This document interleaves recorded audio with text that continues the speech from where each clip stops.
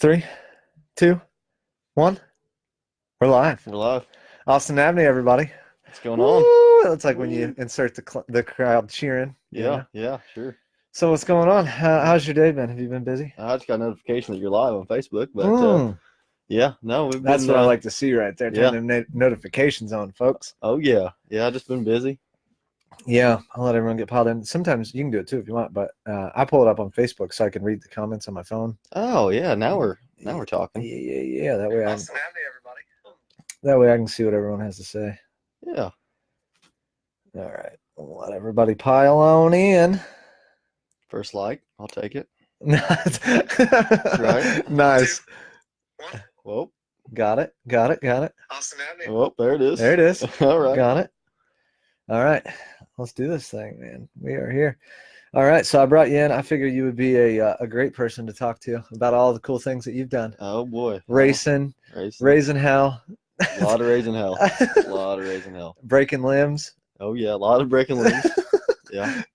So Yeah. let's see, man. How did it start? Where'd things take off with racing? That's one thing I've had a lot of people ask me about. I rode four-wheelers forever. Well, four-wheelers, dirt bikes, side-by-sides.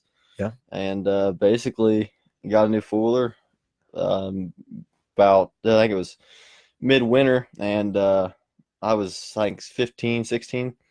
And I basically didn't give my dad an option. I just told him I'm going to race. Really? Yeah. And that didn't go over very well. He was pretty mad. And somehow I still could talk him into doing it. And we did the first race, and he wasn't about it. And So he didn't like it even at the first one? No.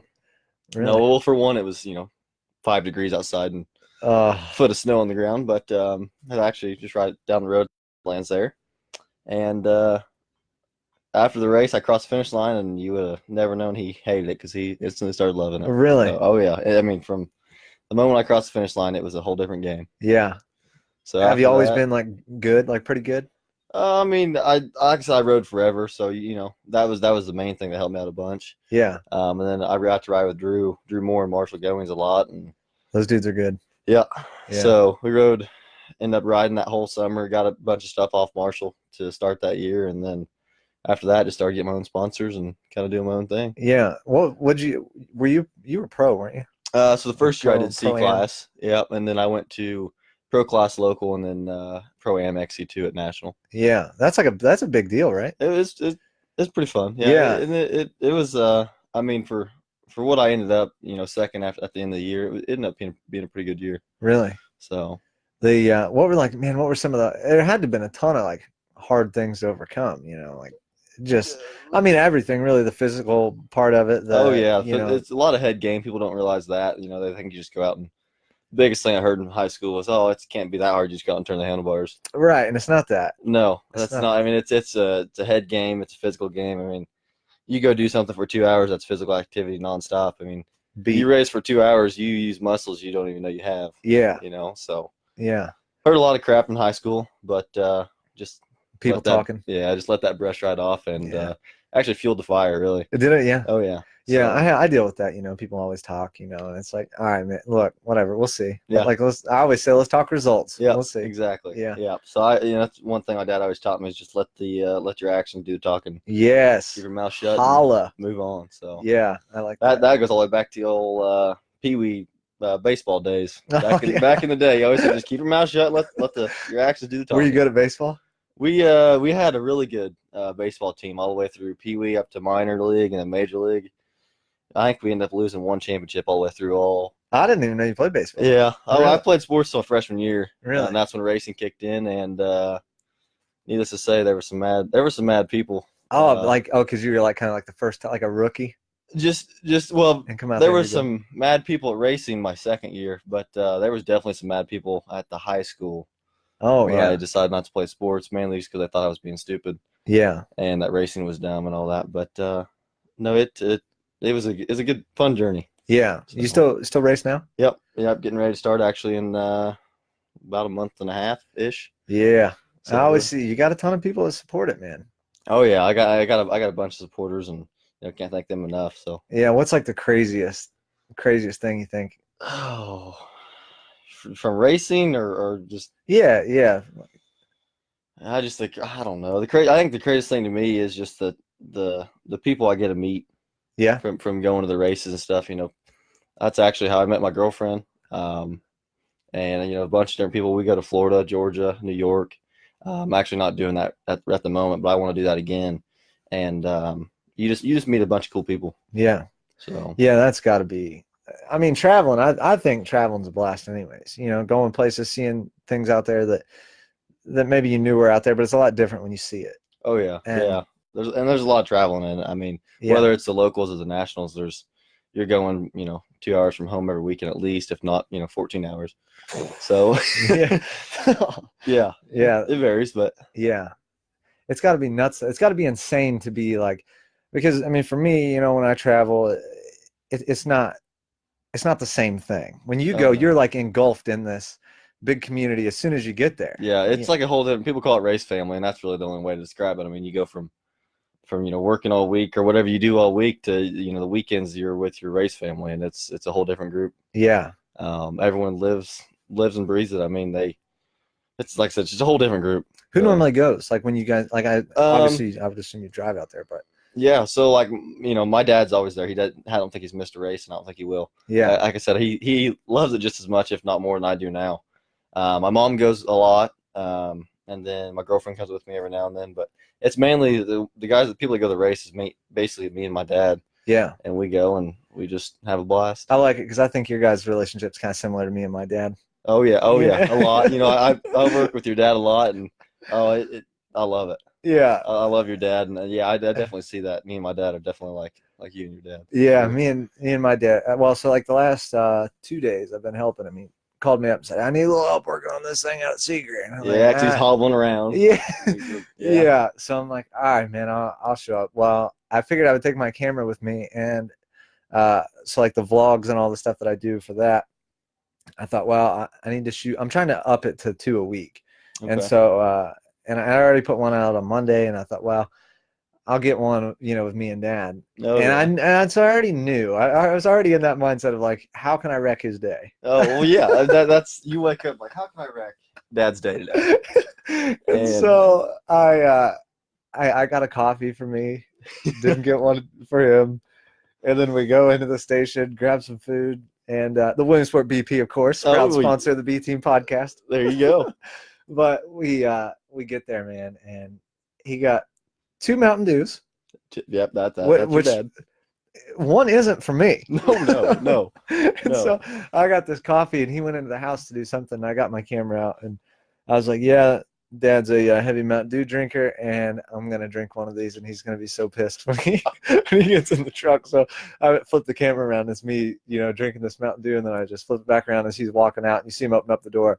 And I thought it might take him a second. He maybe get in the truck and then look over. Oh, no. No. He watches Mountain Dew. Dude, he is immediately pissed. Oh, yeah. He gets in there. He doesn't even get in the truck. He just opens up the door and looks at me, and you can see the fire in his eyes because we're not at the gas station anymore. So now he's mad.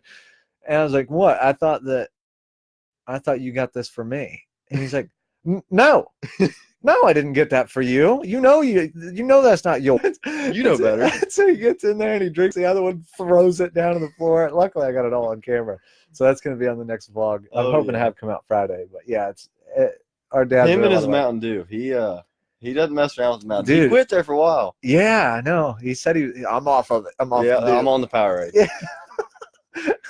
Yeah, so like you and your dad, I like that you guys are a lot like me and mine, where we just giving each other hell all the time. All the time, 24/7. Yeah, 24/7, and that's what makes it. It makes it fun because we go to these races and we have a blast doing it. You guys ever get to arguing and shit? Oh no, never. Come on. No, him and I have realized we can both work on things, even though I think I work on things a little better than him. Yeah. Hopefully he's not watching. But him and I don't work well together. Yeah, dude, it's because he has his own way and I have my own way, and we're both right. Right. Yes, dude, I get it. 100%.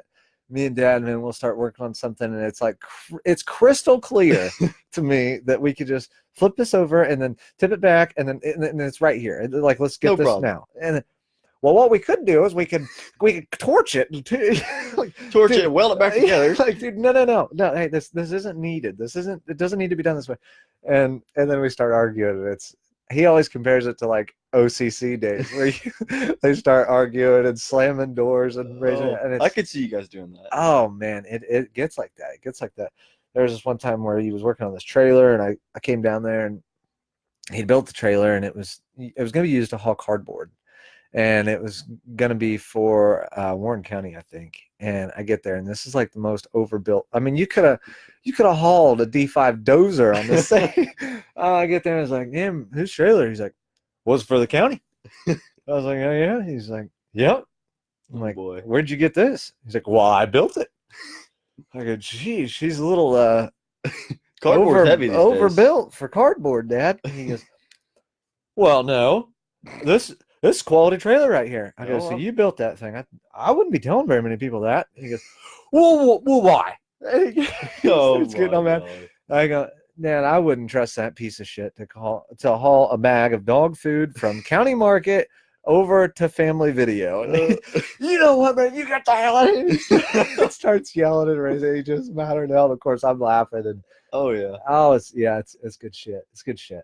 Yeah, my biggest pet peeve is, Dad and I work on stuff, and I try to put stuff away as we work in tools and stuff, and he just like throws it across the thing. He's like, "Yeah, I'll get it later." Never does. He'll purposely set stuff in the garage where I'm trying to work, just so I will put it away, so he doesn't have to do it. Like the salt for the softener, he'll just set it there, and then he knows I'll get it within 30 minutes because it drives me nuts. I have like OCD when it comes to this garage. Anything working on fours and working on anything, it's got to be clean. Yeah, I'm with you on that. I'm like super meticulous on my tools. I know where everything is. If I need it, I know exactly where it is. I don't have to go looking for it. Top drawer. Left. Yeah, and like nothing pisses me off more than when I'm already in like work mode, and I'm not, especially when I'm not real happy. I got to work on something. Oh yeah. The last thing I'm doing is looking for looking for tools. I hate 10 millimeter. Yeah, damn 10 millimeter. I tell you what. Can't find it. I've got 6 of them. I never can find any of them. Tell you. Yeah, I get all flustered. I think Dad's pretty good about that, but he, what'll get him fired up is when he's trying to do something, and a lot of times I'll stand back, and especially if I see him start to struggle, I'll stand back and watch, and usually start laughing a little bit. Oh, dude, nothing fires him up faster than that. He'll be, "Well, come on, Brandon, don't just stand there. Damn, do something." I can totally see that. Yeah, he gets all fired up, and then of course it just fuels the fire more, and then I'm laughing even harder. Like the other day, I guess it's been probably a month or two ago now. He, "Hey, I'm wanting to insulate the garage. Could you come over and help me put some insulation up in the roof?" Yeah, I'll come help you. Well, he's moving at a snail's pace, and I got shit that I got to get done today. That hurt toe. Yeah. I'm like, dude, all right, look, man, I tell you what, I'll get it. Just get out of the way. And so I'm up on this ladder, and I'm stuffing up. Well, he gets this cobbled up tool that he's got made that he calls a T-bar. And it was looked like a broom handle. Well, what it really looked like was a push broom with no bristles. Like it's just like a block of wood and a handle. And so he's like using this to hold the insulation up while I'm up there with the nail gun or the staple gun. And then all of a sudden the wheels start to fall off when his T-bar, the end of it breaks off, and the thing folds, the insulation all comes crashing down. I'm sure he's wearing half of it. What happened to my T-bar? I don't even know what the hell a T-bar is, Dad. He can make a good one. Come on. Yeah. I'm like, dude, get your T-bar out of here because it ain't doing any good. And he starts getting flustered. And that was when the wheels started falling off, and we just start yelling at one another, and it's downhill quick after that. When I starts yelling, that's usually when it goes downhill. But yeah, you work with them a lot now. So you're out at Delta Welding. Yep. How's that? How you like that? It's awesome. We stay busy. Sell anything you want. Yeah. Delta Welding, proud sponsor of the B Team podcast. Holla, Delta Welding. That's right. But Delta Welding. So I got the opportunity to do the commercials, last summer, and I think that there's going to be some more on the horizon as the weather changes and gets a little bit nicer. But one thing that's kind of tough to capture in a commercial, is how diverse it is out there. Like what all do you guys have? What all do you do? Just start with the basics. Well, basics is the welders. We carry a bunch of welders, Miller, and we can get any Miller product, whether it's a welder or a cover for your welder, a welding hood, any part. We carry a Hobart rod and a bunch of different wires, grinders, hypertherm plasmas. We carry steel. A lot of people don't know that. We sell steel. That was one thing I thought was, I didn't even know that before I got that. Yeah. I didn't realize that you guys had such a stock of it. I mean, I knew you guys sold it obviously because that's where my dad always gets it. But I got in there and was like, damn, you guys got a lot. Yeah, we carry a lot of roll stuff for roll cages for stock car people and people building RZR cages, stuff like that. Oh yeah, I didn't think of that. Yeah, oh yeah. So a bunch of that, a bunch of flat stock. We actually carry sheets of steel now, basically 18 gauge up to 3/16. Yeah. And we can cut those in half if you only want a half sheet or whatever it is. Yeah. But, that's worked out pretty good. Yeah, it seems like you stay busy out there. Yeah, it's always something. It's always something different. That's what I like. Yeah. One day I'm going to see a customer, the next day I'm back there welding, and then the next day I'm at Rex's house building his yard. So we're always doing something different. Yeah. Well, and I like that it's like what I try to do, as far as the sponsors and everything that, all the people that have really helped me, especially build this, but the people that get involved is I really try to bring in the family oriented businesses, and not necessarily small businesses, but the businesses that operate as a family. And I think it's really cool out there. Every time I go out there, I feel good. I feel at home every time I come out there. And that's not something that's super popular. In the area, I think it's a little more common than other areas that I've been to, but man, for the most part, it's rare that you find that, and it's cool to see it, Yeah. Yeah, we all work pretty good. We got David there, Heather, and then Rob. Rob's our driver. David's our go-to when someone calls us, hey, my machine's doing this. You just hand the phone to David. David gets online, or it's in his head, and he's got it, and tells the customer how to fix it, and boom, you're good to go. And Heather does a little bit of everything between filling tanks and doing invoicing, and anything that needs to get done, she helps out a bunch. So yeah. What's like your funniest story out there? Because I've heard a few of them. Oh boy. Oh well. I like the one. Probably the best one. It was when the shop caught fire, and it's not funny. It's funny now, because it turned out to be no big deal, but I was gone actually, and with Rob, our driver, we were out delivering stuff, and I got a call from Rex, hey, the shop's on fire. I'm like, okay, well, I'm not there, so what do you like? What's going on? He's like, well, I'll call you right back. So we're out delivering stuff. Rob and I are like, well, what's going on? What are we doing? Do something, and long ways away too, or no? We were in. Where were we? Like Atlanta, Indiana. So we were we were far away. Yeah. We were nowhere close to do anything. Right. And then I got a call back about 5 minutes later. It said, well, David got it put out. Fire people are there now. It wasn't too bad. And it actually didn't end up being that bad, but he ended up getting the fire extinguisher and putting it out. But he was cutting with the plasma and actually testing out a customer's machine that we just fixed. And it works great. It works so good it catches the shop on fire. So we ended up getting that all fixed up, but that was probably one of the best memories I got there, just because, like I said, at the time it was not good. The video of him. The video, I have that saved in my head because I'll never lose it. It's hilarious. It's just coming out with that fire extinguisher and just letting it eat. Before he gets 20 yards from it, he's just letting it eat. Just spraying everything. Spraying everywhere. Which, hey, I mean, that's what you got to do, I guess, and it worked. I love that what happened story. Oh, what happened? This is another good one. This is what I heard from your dad. I wasn't even there at the time, but David was in the truck, and this was, like I said, this was a long time ago, but it was in the truck and ended up backing over some steel or something, and put it reverse backed over it with the back tires. And your dad said he was over there cutting some steel or something, and looks at David, and David just turns and says, what happened? Said his eyes were huge. The eyes were like, what happened? Yeah. And your dad said, you just ran over the damn steel. Imagine your dad saying that. Oh, and, well, David just puts her back in drive and just runs right back over it. I'm out of here. Good time for this. And then they end up, that was another no big deal situation, but at the time it probably wasn't the best. Yeah. Now we all laugh about it. I love that, man. I love it. Yeah. Dad is he's hilarious to work with, because even when things do go pretty bad, he finds it funny. Oh yeah, like he tries not to laugh, but he does. Yeah, and he'll get to laughing, and man, when things go to hell, and like even on a job, man, it's well, he'll get frustrated I guess in the moment, but then it doesn't take long for him to simmer down. Oh man, he's just such an easy target. Like if I were you and I had to work with him every day, I would make his life hell. I don't know if I could do that, but I like to razz him. You know, he comes like, how's Grandpa doing today? Is he able to move today? He got his Mountain Dew in his hand, you know. Yeah. Grandpa see today, or does he need more glasses, or something like that? He broke one on his glasses. You got like the little thing, the side piece things. Yeah. He broke one of them off yesterday, and I got there to the house. He grabbed them off the table, and then I don't know what happened, but one of them just fell off, and I was like, "Damn, starting off not so hot already, huh?"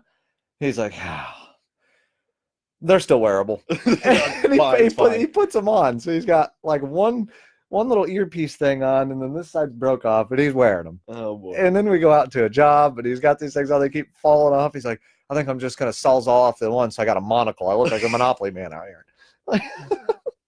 Like, yeah, good call, Dad. Good call. I'd see him welding a pair up or something. Yeah, he can make some cool stuff, dude. I remember when I was growing up, he's always been into the Elvis thing. Everyone's always called him Elvis. Oh yeah, he got a pair of these. I would assume either stainless or like aluminum black lens glasses.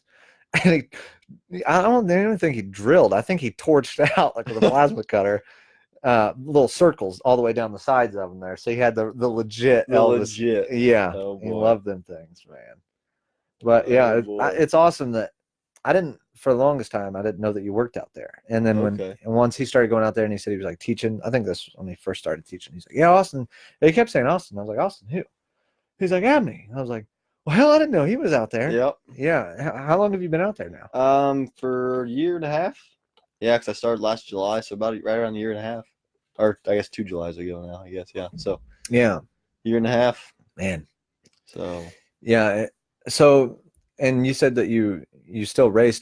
What do you do for like when you got a race? Is it during the week or is it always like it's always Saturday, Sunday race. Well, Saturday or Sunday, but recently it's been both days. It's been pretty crazy. This last year I ended up running like 35 races. And that keeps me really busy. So right now, wintertime, I'm building, but I'm having my fun. Yeah. Yeah. So yeah, because you're building up. You're probably in like the build process now. I'm actually getting ready to get my frames back from powder coat and start throwing everything together. How many you have?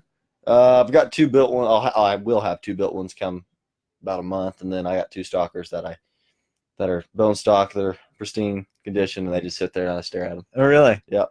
Because they don't make that exact 4 anymore, so I've got them if I need them to build, but I really, really don't want to. I just want to leave them over there and let them sit for 20 years and get some good money on them eventually. Yeah.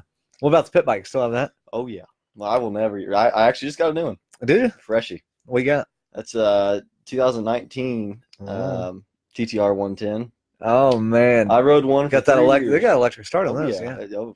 Style. Yeah. And I had one for 3 years, and it's still lasting me. I actually ended up selling to my buddy. And now we got a whole little gang. We all go riding around on and raise hell in Petersburg. And dude, it's a blast. Look, if even on like the SSRs, if you've got an extra $400, you can buy a nice Chinese pit bike for $400. You can't go wrong. Yeah, and they're so much fun. So we got a whole bunch of us. There's probably like 10 of us that would that get together on. Well, I wouldn't say on the weekends, but a couple times a year in the summer. And get out there and just riding wheelies and doing dumb shit. Oh yeah. Like I'm not a fast racer by any means. In fact, most of the time I struggle to even make it around the track. But I'll tell you what, I love getting out and riding wheelies. And I like on my old pit bike, I got a different one now, but on my old one I could ride a good wheelie on it. This one it's so long. The swing arm's real long on those SSRs, and that's tough. But I mean, I've seen guys ride them. They're just better riders than me. But I love it because I think it was that wasn't the last race I did, but the probably second to last race I did. Derek was out there, Derek Allen. Oh boy, yeah. And he's a big cat, Oh yeah. And he's on this little bitty 110 SSR, or no, his was a 125.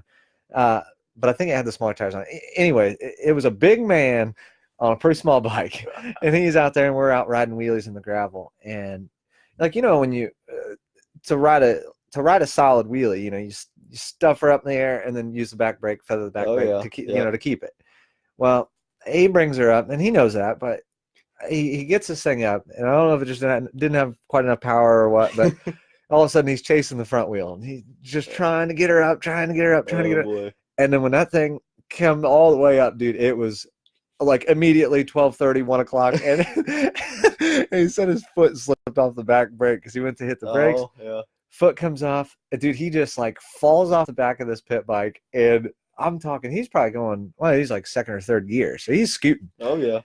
He comes down face first down in the gravel, and just a big old cloud of dust come up around him, and his back of the heels hit the head. Oh, he wiped out. Oh yeah, dude, he wiped out so hard right away. I haven't laughed so hard in a long time.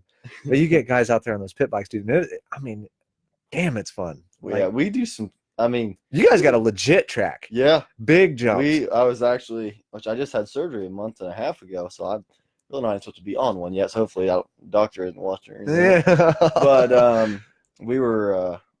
There's a double section, and it was one day I came up on my new pit bike. You got some more power on my old one, so I was like, I can quad that. Oh, I think I got it. Well, we gave her hell for 30 minutes, and I all but made it because I had to hit it cross-rutted, and so I was making it from corner to corner. So I made it, but yeah, just stuff like that. You just look at it like, I think I can do that, and you have no fear. You just do it, dude. On a pit bike, you're just on a pit bike, right? You can't get hurt.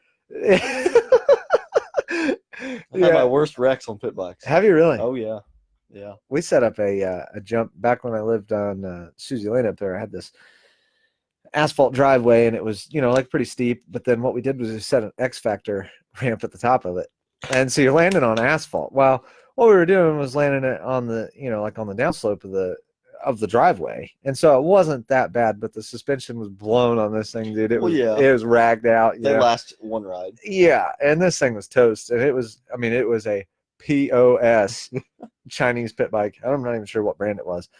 We're out there just beating on this thing, having a good time. Well, then all of a sudden it became, let's see who can jump the furthest, and it's like it was me and Vincent Farley, and so we're blasting this thing, just whoom, and like we started off, landing about the center of the hill. Well, towards the end, I was like pretty cautious because I knew you don't want to hit the flat. Well, no. And that's like the only thing I was avoiding. Well, he decided he was going for it, and he jumped this thing, lands clear down on the flat, and it was a long jump. And as soon as he hit, it blew both pegs out, like they both broke off. I think he wrecked pretty good, and it was on the concrete because it was out in the road. Oh yeah, yeah. Always wear your helmets, kids. Always. Yeah, dude. Pit bikes, I haven't had any really bad wrecks or anything on one, but yeah, they're. I've seen people wipe out, and it is hilarious. Oh, it's so funny. Awesome. I got mine ran over one time. Me and my cousin Jake, we came into a corner, and I think my front washed out or something. But anyways, he rode up over the top of mine, dude. It tore the mounts, like the rear mount where the seat was. It tears it off, and then the plastic kind of came with it. So once I got it up there, you grabbed by the rear fender, and everyone was like, "Pop the hood!" You grabbed the whole thing. It was like the gas tank, all the seat, the fender, all of it. Yeah. Oh boy. Yeah, those pit bikes, though, man, they're fun. Have you ever? You said you had a bad accident on one. Just stupid stuff. Yeah. I tore my meniscus in my right knee. My left one is. I just need to have surgery. I'm too stubborn to do that. But I don't know that it's from pit bikes. Yeah. But I know it's from pit bikes. Yeah. Because I'm too big to be on a pit bike. And my knees are bad anyway. I've already had 3 surgeries on my left one, and now I've got one on my right. I know it's from pit bikes. Yeah, what happened there? You had to have the surgery? Wreck or just the first one? Yeah. My left. My good buddy Ross Heyman ran me over with a sled behind a 4-wheeler going like 40 or 50. I don't know. I was young. It was New Year's Eve at like 8 o'clock. Fell off the sled hit me, and the worst part of the whole thing was I'm laying there, and he comes up and is dying laughing like he always is, and it thinks I'm joking. Were you crying? I wasn't crying. You I didn't didn't cry. No, I wanted to. Yeah. And so it was freezing cold out. I had Under Armour and everything on. We get up to the house, and first thing my parents said that night was, just don't get hurt. It's New Year's Eve. We're going to have some fun tonight, And yeah, we come up to the house. We're all just quiet about it. And I can't get my boot off because my whole legs are too swollen. And it's like the big muck boots, Well, my foot was swollen. So my sister's boyfriend at the time walked up, and he's like, you need help? I was like, yeah. So he He ended up taking my boot off, and we did that. It popped real bad. Mm. And he had to carry me into the house. And of course, my dad's instantly, you know how, you know, just pissed. Yeah. Basically. Yeah. And he thinks I'm kind of being a sissy too, so he just shake it off. And so I take off Rub some dirt on it. Yeah, take off my Under Armour, and you can watch my knee just start swelling up. So long story short, ended up breaking a bone chip off in there, breaking the knee, and then there's bone chip, and it ended up 2 or 3 years later growing across my growth plate. Oh, so my leg, the bone did, yeah. The bone chip, yeah. Yeah. So on the outside, so my inside was growing. So basically, this side one, and it was going like this, and it sucked. I mean, my leg was crooked. Like that would be my leg straight. Yeah. And my leg so was like that. It was actually as funny as I went to school after summer break, and this was like I said 3 years later or whatever it was, and a girl goes, "Austin, is your leg crooked?" I was like, "No, it's fine, you know." Yeah. And then she's like, "No, seriously." And then everyone else was like, "Oh, your leg is crooked." So I went. You didn't even notice it? No, well, it was so gradually you couldn't tell. Right. So I went home like, "Mom, is my leg crooked?" She's like, "Well, you know, I've never noticed it, but yeah, it's crooked." It's like, great. Really? So I went back, and they ended up taking the bone chip out, and that didn't. I mean, at that time, damage was done. So then the next winter, this is when we're starting race season. So race season is from February to November. Unless I'm in the hospital bed, I'm not having surgery. Yeah. So we waited from winter. I had 3 winters in a row. I had surgery. First one was to get that bone chip out. Then the next winter was to get they cut my femur in half, wedged it out, straighten my leg out, and then put a plate in. The next winter was to get the plate out. Damn. So you had the plate taken out? I had to, yeah, because I was still growing. Oh, yeah. So 1 year was max. I could be in there, and it's been a big ordeal. But I still blame Ross Heyman. So if you're watching, it's your fault. But it was okay because I broke his ankle the next spring break. So I got him back. Dude, the ankle's the worst. Yeah, we were wrestling, trying to show off in front of girls. Yeah. On the beach, and same thing. You know, he said I hurt him, and I was like, "Oh, you quit being a sissy." I was laughing at him. Well, then it swelled up, and he was Turns we out were in the hospital in Florida. So man, so when I broke my leg, I broke the tibia and fibia. And it seems like bones, they grow weird. Oh yeah, they grow real weird. And anyway, so I break the tibia and fibia, which, you know, the tibia is the big bone in the leg. Well, I broke both of them, snapped them too, and then my foot got all twisted around and was like, so my foot was like, my toes were facing my butt, and then it was like I had 2 knees. So my leg was folded up under here. What did you do? Well, so I was wrestling a buddy of mine at the time. Yeah. And it was actually my boss at the time too. And but we were good friends, and we were in here in the living room, and we get to wrestling around. Well, what happened was he went to pick me up and slam me, and as he did, I put my leg out to like brace myself. Well, the impact coming down, it just broke my leg. And what was weird was I didn't know it. I didn't know it was broke. And so shock. You were definitely in shock, dude. Well, no, like even before that, like I heard this, like everyone that was here, there's people that were in the kitchen that heard it. We were in the living room there.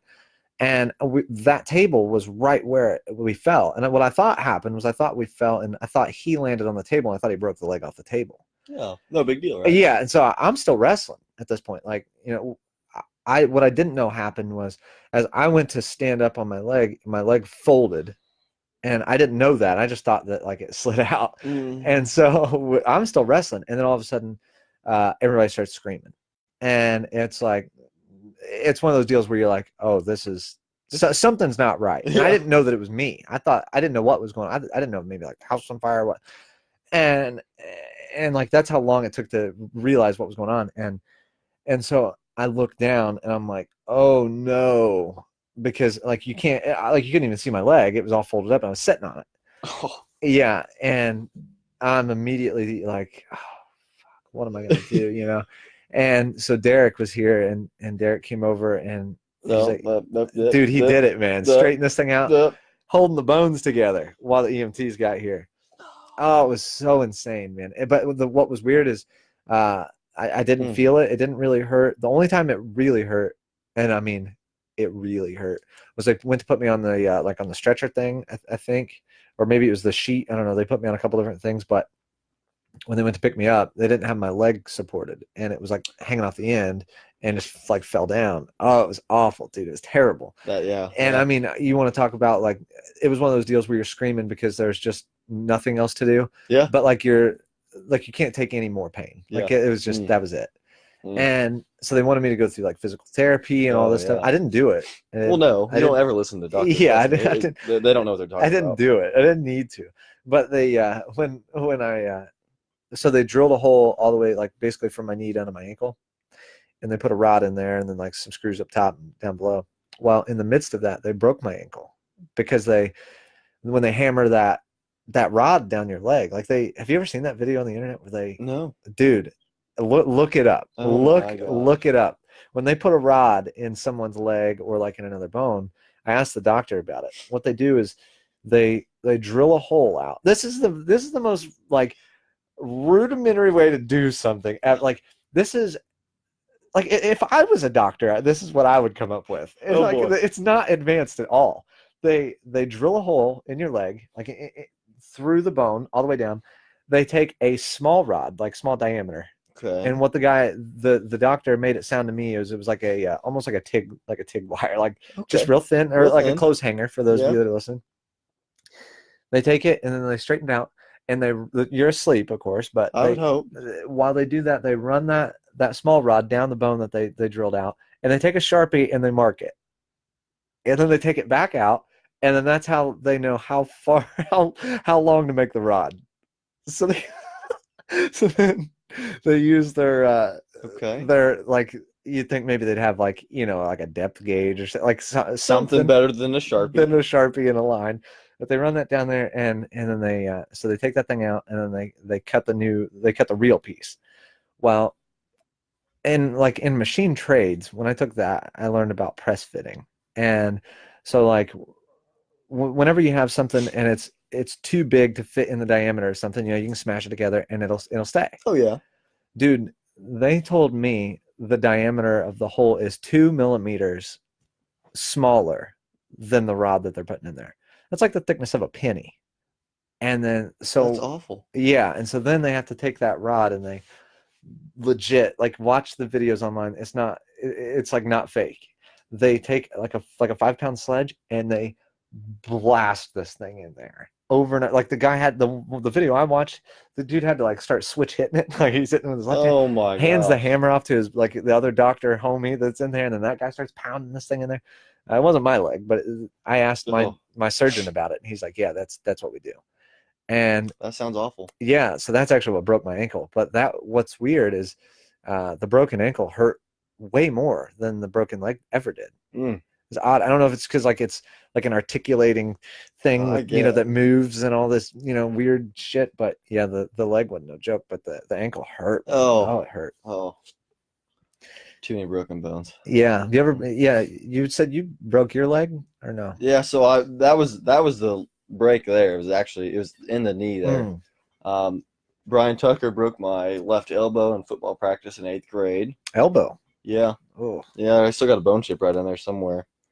Had multiple concussions. Like they wanted to make me stop playing football in 8th grade, which is I didn't play freshman year anyway, but because I had too many concussions, and I've had probably 10 or 15 from racing, so I've had way too many. Yeah, that shit's no joke. Yeah, like that is no joke, and then it's like lasting effects that are almost guaranteed on every single I've had quite a few concussions, and I mean, I'm an idiot because of it probably, but I mean, I can't give racing up though. It's too much fun, dude. Or anything I do, I would get a concussion walking down the road probably. Yeah.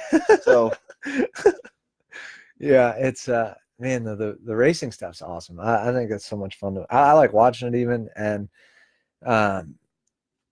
it's just it's insane on how physically demanding it is. Yeah, I mean, people don't realize. I mean, even racing the pit bikes, like we raced the pit bikes through the woods and stuff, and then dude, it's like the next day or even that night. Oh yeah, I'm like, dude, I can't walk. Yeah, and I don't like to think that I'm in terrible shape, but like, I mean, I'm not like built or nothing like that, but I like to think I got a little stamina in me. Dude, no, you don't. You don't. You think you do when you ride, you don't. All right. Yeah. Everything hurts. Like I said, the two, whether it's running or anything, you do it for 2 hours straight. You could be anything. But like I said, the biggest thing people say is like you just sit on the quad and turn handlebars. That's it. That's all. Easy. It's easy work, man. And it's like you don't use your brain at all to think. They don't think of which lines to take. Yeah. If you're gonna hit people. Right. Yeah. I mean, it's it's definitely a mental and physical sport. I mean, yeah, I stop for 10 seconds max, usually 5 seconds for a pit stop, and that's the only break I get unless I want to be a sissy and stop, which that doesn't get you anywhere in life. So you just keep pushing through, and you keep going, cross the finish line, then you feel good about yourself. So it's pretty crazy. I mean, it's now I don't know this much about, at least about like really that much dirt racing, to be honest, in general, whether it's four-wheeler, dirt bike, whatever. But since we got this race simulator downstairs, I've been watching a ton of videos of like GT3 cars and actual road racing, and it's insane because it's like chess.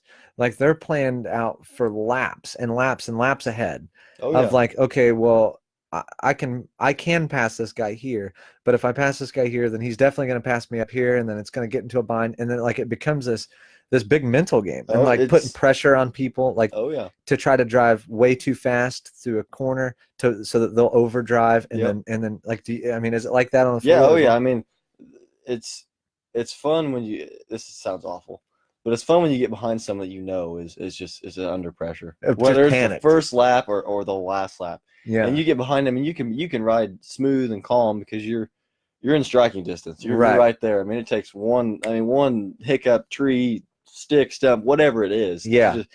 And there's multiple times I've got lines that I can use, but I won't use them yet because if I use them, somebody will see it. Yes, someone else see it. I mean, there's easier ways to get around people without showing everyone your lines. Right. You gotta save those for last lap. If you get in a pinch last lap and you got to use it, you got to use it. I mean, there's times where I go and I just start bonsaiing bushes and hope for the best. I mean, really? Like, it's just like the track, because you got 25 feet from arrow to arrow. So like, say there's a corner here, and you're coming and you turn and go right back there. Well, you can cut that corner off up to 25 feet. Right. Well, and that's if you're in second. The first one going, you can watch them. We'll go right there if you're not like right on them. Or you could just see and that's the line. You don't want to use those for a couple of laps unless you absolutely have to. Yeah. Because then if people see it, so you're always planning for laps ahead. Yeah.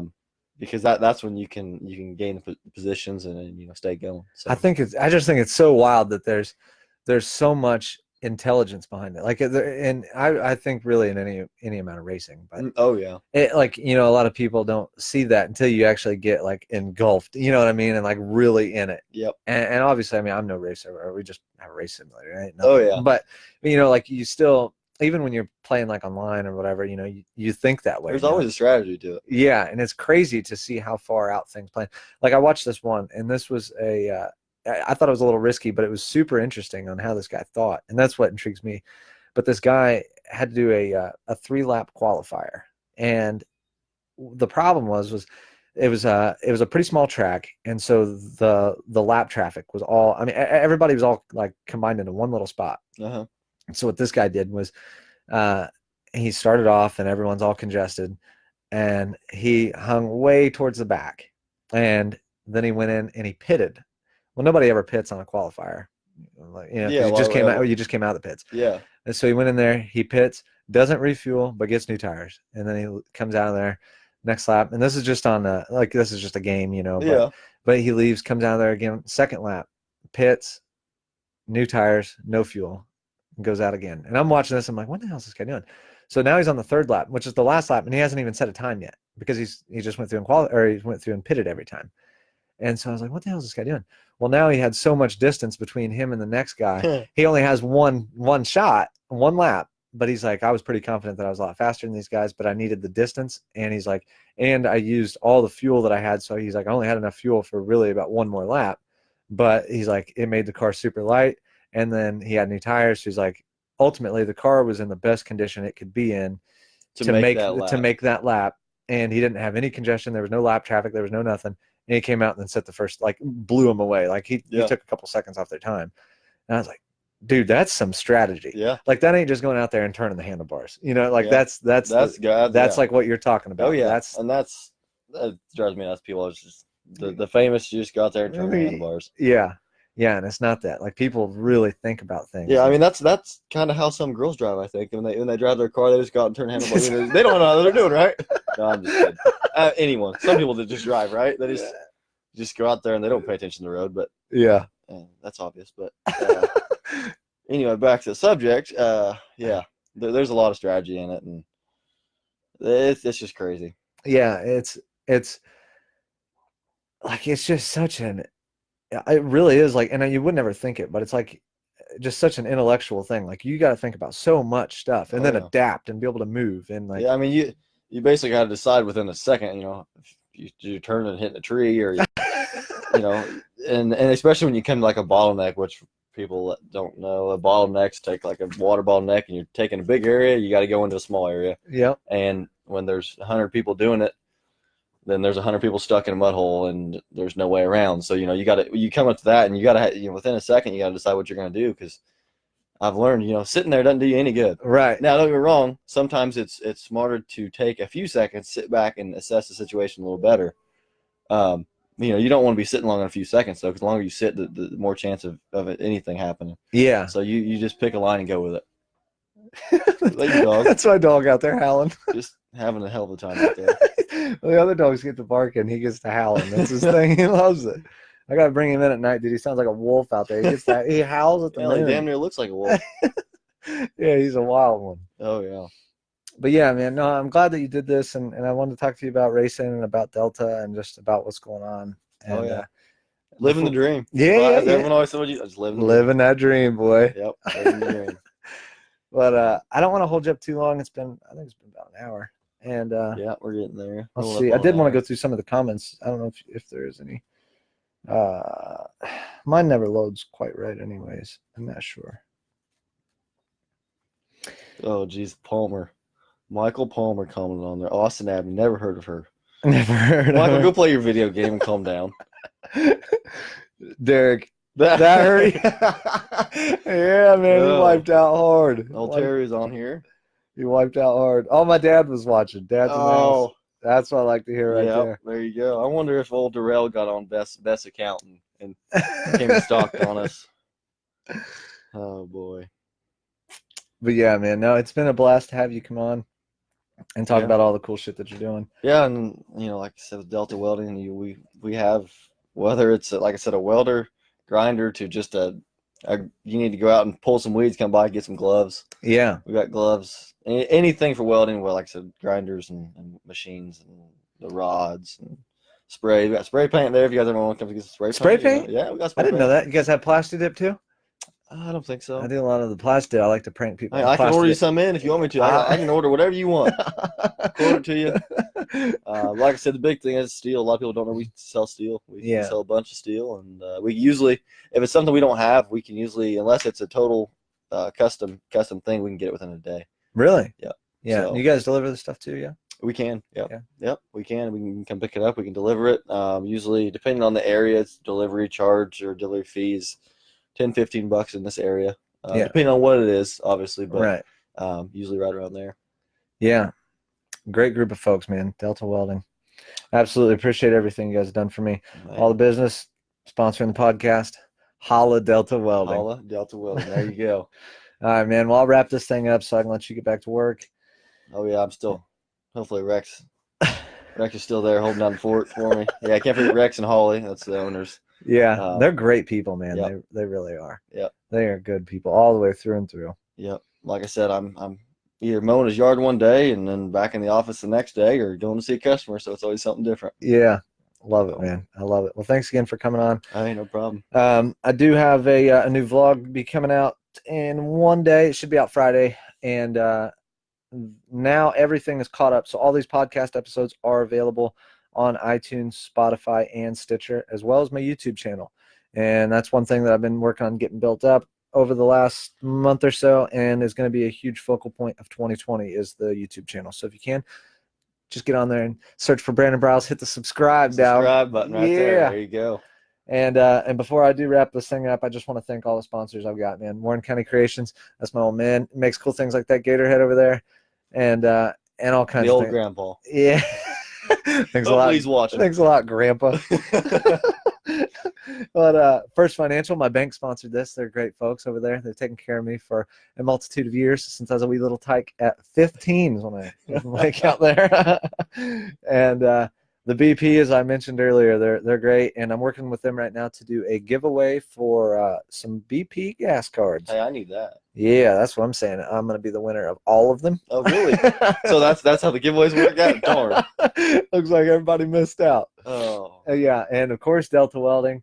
And I got a new one on board now, Grady Funeral Homes. Mike Grady's a great guy, and he's really helped back a lot of this stuff. So I'm very, very thankful for you, as well as Mike Alsop, Chevrolet. I don't know if any of you guys seen the podcast with Mike Alsop, but he's a real good dude, and he does a lot of good things. Oh, you finally got him to come on here? I got him, yeah. Wow. I got him on. Everyone requested. It's like, get him on, get him on, get him on.